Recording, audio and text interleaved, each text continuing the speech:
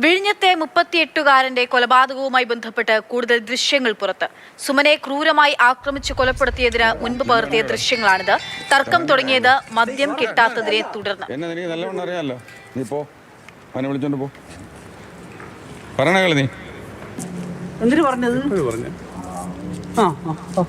അവിടെ ബാർ അടച്ചപ്പോ സാധനം കിട്ടിയില്ല എന്ന് പറഞ്ഞു തള്ള ചീത്തയും വിളിച്ചിട്ട് തിരിച്ചു പോയി.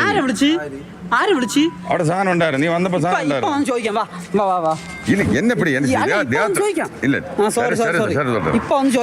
നീ അവിടെ വന്നപ്പോഴത്തേക്ക് എന്തോ സാധനം ഇല്ല എന്ന് പറഞ്ഞ് തിരിച്ചുപോയി തന്നല്ലോ, അത്രയല്ലേ ഉള്ളൂ.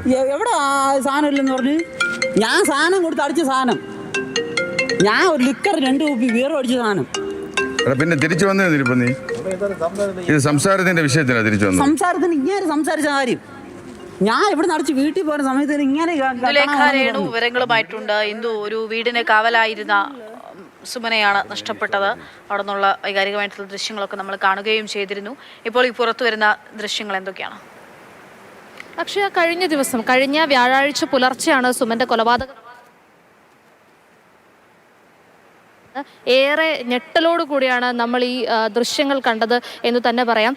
ഇപ്പോൾ നമ്മൾ ഈ കാണുന്നത്, ഈ കൊലപാതകം നടക്കുന്നതിന് ഏകദേശം അരമണിക്കൂർ മുമ്പ് ഉള്ള സംഭവ വികാസങ്ങളാണ് ഈ ദൃശ്യങ്ങളിലൂടെ നമ്മൾ കാണുന്നത്.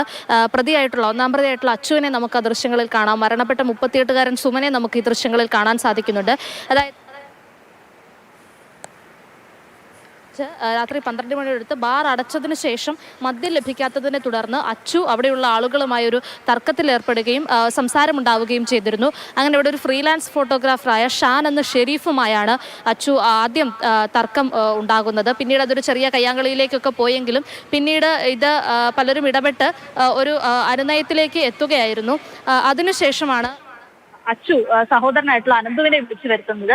പിന്നീട് അവിടെ ഒരു വാക്തർക്കം ഉണ്ടാവുകയും അവിടേക്ക് ഈ സുമൻ ഇടനില നിൽക്കാനായി കയറുകയുമായിരുന്നു. സത്യം പറഞ്ഞാൽ ഈ ഒരു പ്രശ്നത്തിനുള്ളിലേക്ക്, അല്ലെങ്കിൽ ഈ ഒരു അടിക്കിടയിലേക്ക് സുമന് മറ്റൊരു ബന്ധവുമില്ലാതെ അതൊന്ന് പരിഹരിക്കാനായി എത്തിയതായിരുന്നു 38-കാരനായിട്ടുള്ള സുമൻ. പക്ഷേ ഇതിന് ശേഷം ഇവർ രണ്ടുപേരും സുമന് നേരെ തിരിയുകയും സുമനെ മർദ്ദിക്കുകയുമായിരുന്നു ചെയ്തിരുന്നത്. അന്ന് ആ കൊലപാതകം നടന്ന സമയത്ത് ദൃശ്യങ്ങൾ ശ്രദ്ധിച്ചാൽ നമുക്ക് മനസ്സിലായി, ഈ ഹോട്ടലിന് തൊട്ട് മുമ്പിലാണ് ഈ കൊലപാതകം നടക്കുന്നത്. ദൃക്സാക്ഷികളായി ഒരുപാട് പേരുണ്ടായിരുന്നു. പക്ഷെ ആരും അതിലേക്ക് ഇടപെടുന്നില്ലായിരുന്നു. ശരി, ഇന്ദുലേഖ രേണുവാണ് വിവരങ്ങൾ നൽകിയത്. കൂടുതൽ ദൃശ്യങ്ങൾ ഇപ്പോൾ കൊലപാതകവുമായി ബന്ധപ്പെട്ടുള്ളത് പുറത്തേക്ക് വരികയാണ്.